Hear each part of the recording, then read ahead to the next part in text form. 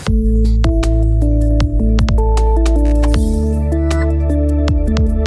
master trade.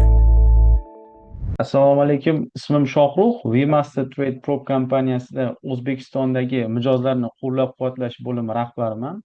Sizni qilgan so'nggi payoutingiz bo'yicha qisqacha savollarim bor edi. Undan oldin keling tanishib olsak. Qayerdansiz? Yoshingiz nechida? Assalomu alaykum, ismim Eldiyor. 28 yoshdaman. Toshkent viloyati Angren shahridanman. Juda ham yaxshi, Eldiyor aka. Trading bilan qanchadan buyon shug'ullanib kelasiz? Tradingga qiziqish bildirganimga 5 yil bo'ldi. Shug'ullanib kelayotganimga esa 2 yil bo'ldi. 2 yildan beri shug'ullanib kelaman. Bu sohaga, ya'ni trading sohasiga qanday qilib kirib qolgansiz? Trading sohasiga kirib qolishimga sabab moliyaviy erkinlik. Moliyaviy erkinlik bo'lgani hisobiga qiziqib kirganman. Har joyda o'zimga qulay joyda ishlashimga mumkin bo'lgani uchun. Juda ham to'g'ri.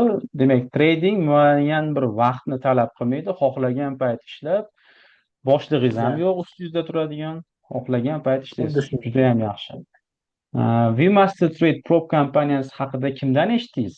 Vmaster Trade kompaniyasi haqida Saodat opa, Dilfiz opa degan ayollar va communityda gruppalar bor. Forumlar orqali eshitdim. Juda ham yaxshi. Bizning prop kompaniya, ya'ni Vmaster Trade'dan oldin ham boshqa prop kompaniyalar bilan ishlab ko'rganmisiz? Yo'q, bundan oldin faqat real hisobda ishlaganman. Juda ham yaxshi. Keling endi savdo usullaringiz, savdo strategiyalaringizga ozgincha to'xtalib o'tsak, sizni payoutga olib kelgan savdolarni bir oz analiz qilib bersangiz, boshqalarga ham manfaatli bo'lishi uchun. Bizga MetaTrader yoki TradingView ilovasini ulashsangiz. Mayli, xo'p, hozir. Mana hozir sizlarga kompyuterdan analiz ko'rsatib beraman. Men asosan 1 soatlik time freeda analiz qilib, keyin kirish nuqtalari 15 minutlikdan kiraman. Prostatga kattaroq ishlayman. Ko'rishingiz mumkin. Mana hozir trend tortamiz, liniya tortamiz. Birinchi liniya 3 struktura bo'ldi. Bu tashqi liniya. Mana 15 minutlikka olamiz endi buni. To'xtab turasiz, internetim uzildi. Demak, trend liniyani chizib oldik. Trend liniyani chizib oldim. Bu yerda o'zi mana bozor sevga kela qarab oqyapti. Shu yerda o'zida hozir yana bitta liniya tortamiz. Mana bunday va yaqinlashtiramiz. Mana ko'rishingiz mumkin. Bozor buzib o'tdi liniyani. Buzgan joydan Fibonacci tortamiz. Fibonaccining birini buzgan shamni ustiga qo'yamiz. 0 esa shpilkaga qo'yib tortamiz. Kirish majburiy kirish zonasi. Majburiy kirish shamda tanasiga emas, shpilkasi, ya'ni shpilkani uchiga tortamiz, xuddi shunday. Bunda ko'rishingiz mumkin. Buzgan shamdan birga qo'yamiz. Majburiy kirish nuqtasi bu. Minimalniy riskda kiriladi birdan. Kirish nuqtamiz bu asosiy kirish nuqtamiz 0618 0518 bo'ladi. Bu bozor shu yoqqa yurib kelgan paytda biz asosan сделкаlarimizni ochamiz. Bozor bizda bu yoqqa kelmadi. Birinchi majburiy nuqtani o'zidan 1618 ga ketdi. Bo'ldi. Bu uje 1618 dan chiqib ketamiz bozordan. Ko'rishingiz mumkin, bozor 1618 dan keyin bozorga oqdi. Keyin biz boshqa vaziyat qilamiz. Boshqa vaziyatda mana yana bitta liniya tortamiz bu yoqqa. Bozor keldi. Impuls korreksiya yasab uje 1 kasaniya, 2 kasaniya, mana 3 kasaniya urilyapti. 4-kasaniyada buzib o'tdi bozor. Buzgan shamni tanasidan minimumda shpilkasiga 0 da qo'yamiz. Tushunarliroq bo'lishi uchun mana kattaroq qo'yaman. Mana ko'rishingiz mumkin, qarang. Biz majburiy kirish nuqtamiz mana bir majburiy kirish nuqtamiz 4800 hududi bo'lyapti. Bu yerdan minimal riskda kiramiz. Asosiy kirish nuqtamiz 0618 0518 bo'ladi. 05 0618 hududlar. Bozor kelyapti, limitlarimiz olyapti. Sal pastroqqa ham tushyapti. Ko'rasiz, pastroqdan ham yana qo'shamiz. Dalivka qilamiz zelka. Bozor ayni shunday holatda stop lossni qayerga qo'ygan ma'qul? Stop loss bo'ladi, mana 0 hududida bo'ladi. 0 ni tagida kelgan sham tanasi bilan buzib o'tsa, stop loss mana shu yerda bo'ladi. Bizning take profit esa mana 1618 da bo'ladi. 70% сделкani shu yerda yopamiz. 30% сделкalarni esa bezubitkaga qo'yib qo'yamiz. Va 2618 ikkinchi nuqta chiqish nuqtamiz bo'ladi. Va bozordan chiqib ketamiz shu bilan. Juda ham zo'r strategiya. Va xuddi shu strategiya sizga ishlab kelib berdi, to'g'rimi? Xuddi shu strategiya menga ishlab kelib beradi. Juda ham yaxshi. TradingView ilovasini yopishingiz mumkin. Rahmat, sog' bo'ling. Dastlabki savollar psixologiya va tradingga oid bo'ladi. Siz nega bir vaqtning o'zida ko'p kichik pozitsiyalar ochyapsiz? Ya'ni birato'la katta lotlar bilan emas, mayda-mayda lotlar bilan dalibka qilib kiryapsiz. Buni qanday izohlab berasiz? Bu riskni boshqarish uchun katta lot Mhm. ochgandan keyin katta minusga kirish ehtimoli bor. Uni ko'p protsentga ushlay olmaysiz. Yarmini masalan minusga kirganda yarmini yopish ehtimoli bor maydaroq lotda bo'lsa. Mayda lotda kiraman. Demak, yopish osonroq bo'ladi. Prasatkan katta bo'lgan hisobiga ham mayda lotda lotlarda ishlayman.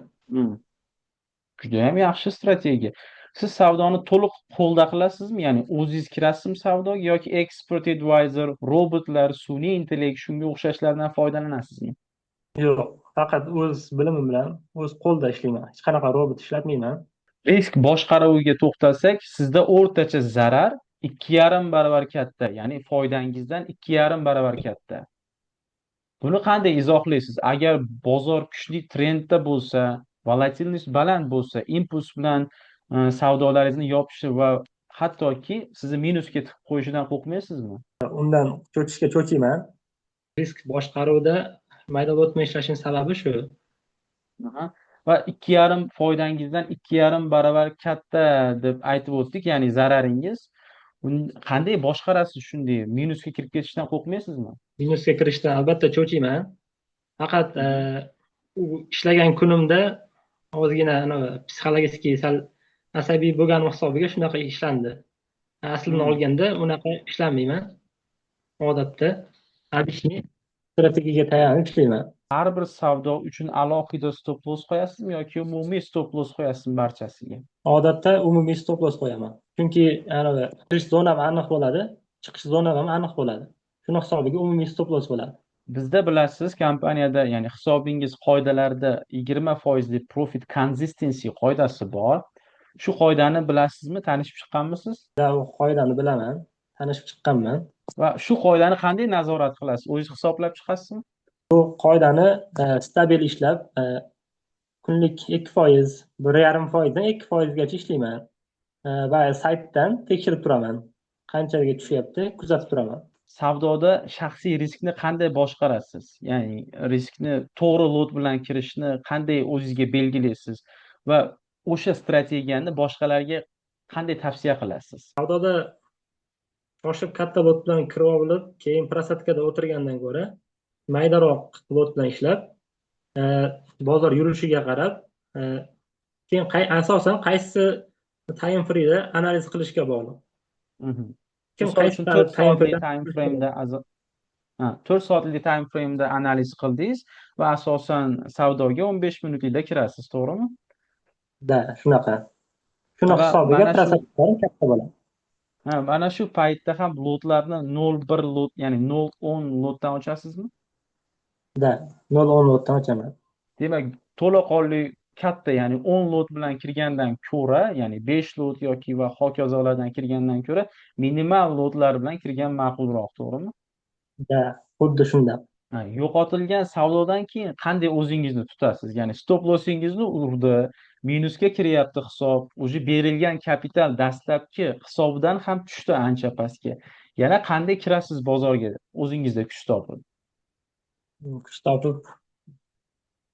Asosan tabiat qo'yinidan bahra olaman, ozgina chalg'iyman, butun hamma narsadan chalg'iyman-da, keyin yana boshqatdan sen buni uddalaysan deb o'zimga o'zim ishonib qayta takrorlayman. Kundalik yoki haftalik maksimal yo'qotishlarni qanday belgilaysiz o'zingiz uchun? Misol uchun bugun menimcha savdo qilaman va menimcha yo'qotishim belgilangan deb qanday belgilaysiz? Misol uchun sizni hisobingiz menimcha 200 minglik hisobda, to'g'rimi? Xuddi shunday 200 minglik hisob. Qanday belgilaysiz? Men kunlik topishim aytdim, 1,5%dan 2%gacha topishda reja plan qo'yganman o'zimga, maqsadda. Kunlik yo'qotishim prosatkasiga qaraydi, bozor yurishiga qarab. Bozor endi volatilность impuls bilan yuradigan bo'lsa, sal ko'payishi mumkin, 2,5%, 3% ga borishi mumkin. 3%dan oshsa, bo'ldi, chiqib ketaman. Demak, maksimali 3% kunlik. Aha, keling endi Bemaster Trade, ya'ni bizning kompaniya bilan tajribangizga ozgincha to'xtalib o'tsak, bizning platforma bo'yicha umumiy tajribangiz qanday? Qaysi jihatlar yoqdi, qaysilar yoqmadi sizga? Bemaster Trade kompaniyasini ishlab kelyapman. Man ishlab kelayotgan 2 oy bo'lgan bo'lsa, hali yoqmagan jihati bo'lmadi. Eng yoqqan jihatlari, men real traderman. Prop kompaniyada ishlash, qonun qoidalaridan ishlashdi, psixologiyani to'g'ri, riskni to'g'ri taqsimlashni o'rgatdi. Kompaniyaning qoidalari insonni tradingda to'g'ri yo'lda topishiga ancha yordam berar ekan. Judayam yaxshi. Birinchi bo'lib Bemaster Trade kompaniyasida hisob ochganingizda qoidalar tushunarli bo'ldimi? Ya'ni bizni qoidalar saytimizda shaffof yozilgan va hisob olish paytida ham sizga ko'rsatib beriladi, to'g'rimi? Xuddi shunday emailga jo'natiladi. Qoidalar hammasi bor. Hammasi Tushunarli shaffof. bo'ldi. Birinchi kichkinaroq shot olib ishlab ko'rdim.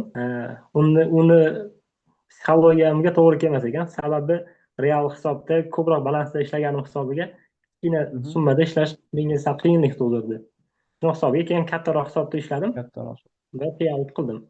Demak, o'zi sizda avvaldan tajriba bo'lgan katta hisoblarda, chunki ko'pchilik kirib kelayotgan yangi treyderlar katta hisobni boshqarishga qo'rqishadi. Lekin o'zi aslini olganda o'sha 10 minglik shot ham, 200 minglik shot ham kapitalga qaramasangiz, foizlarni drawdownlarni to'g'ri belgilasangiz, aslida bir xil narsa o'zi. Xuddi shunday. Lekin katta hisob javobgarligi balandroq. Kattaroq shotda, real shotda ham kattaroq hisoblarda ishlaganim hisobiga Bemaster Trade'da katta shot olishda menga sal qiyinchilik tug'dirmadi. Qaytanga yengillik bo'ldi. Judayam yaxshi. Platformaning qaysi funksiyalari yoki vositalari sizga eng foydali bo'ldi? Ya'ni qoidalari yoki funksiyalari? Eng asosi stabil, kunlik stabil menga PC. Profit consistency eng menga foydali bo'lgani. Kunlik stabillik bor. Masalan, men kuniga obedgacha ishlab qo'yadigan bo'lsam, bo'ldi, obeddan keyin savdoga kirmayman, chalg'iyman. Eng qulaylik taraflaridan biri shu. Odamni nafsini jilovlashga o'rgatadi. Shu javobni kutgan edim. Ya'ni O'zbekiston, ya'ni bizda treyderlar umuman jahon miqyosidagi treyderlardan olganda ham, lekin ayni o'zbekistonlik treyderlarda nafs juda kuchliroq. Bilasiz, savdoga kirib, srazu katta pul bilan kirib ketishni, olib ketishni xohlashadi. Lekin bu asli qanchalik to'g'ri bilmadim, lekin sabrli bo'lgan ancha yaxshi. Chunki trading bu asosiysi sabr. To'g'rimi? Xuddi shunday. Tradingda sabrsizlardan sabrlilarga pul o'tadi degan gap bejizga emasda. Juda ham yaxshi. Mijozlarni qo'llab-quvvatlash tizimi bizda mavjud, ya'ni support tizimi. O'zbeklar, o'zbek adminlar o'tiradi, sizga muntazam yordam berishadi va mana shu tizimni qanchalik darajada baholaysiz? Agar kamchiliklari yoki takliflaringiz bo'lsa, aytib o'tsangiz. Kamchiliklarni hali ko'rmadim.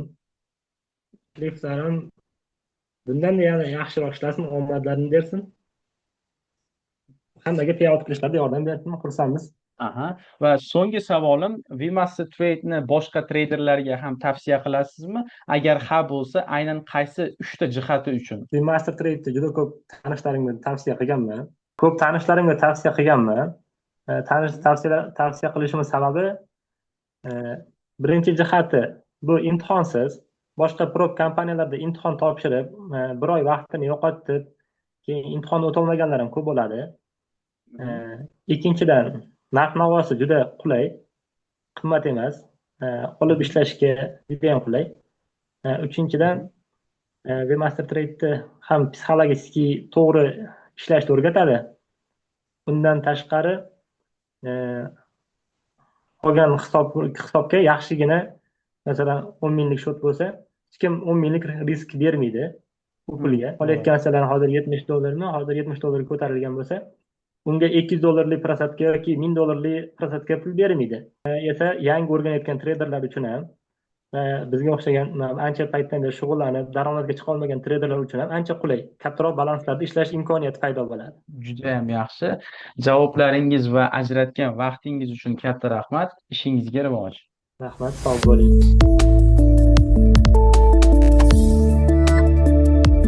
Bemaster Trade.